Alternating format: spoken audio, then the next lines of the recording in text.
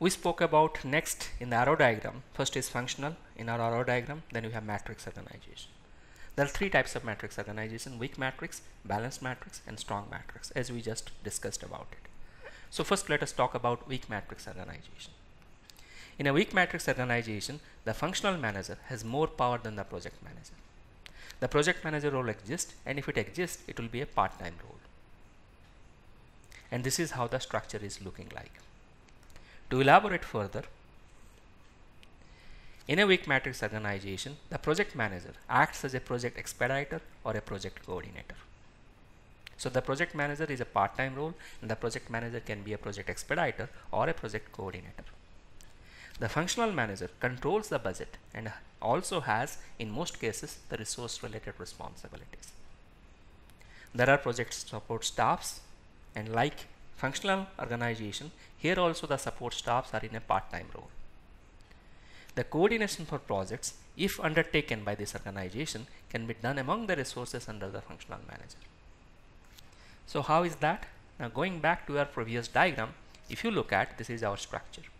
Now all the FMs are reporting to a senior level management, maybe the CEO or the vice president or a director or a senior director. Now the resources are of course reporting to the individual functional managers. The project manager role is part-time, and here the project manager is acting as a coordinator or an expediter. But here the distinction is the coordination can happen among the staffs. Earlier, in functional matrix organization, the coordination was happening among the functional managers. You cannot have coordination among the staffs. And another distinction is, as I said, the project manager acts as an expediter or a coordinator. Now what are this coordinator and expediter? The project expediter, as the name tells, helps in expediting the work. It is a staff assistant and a communication coordination role.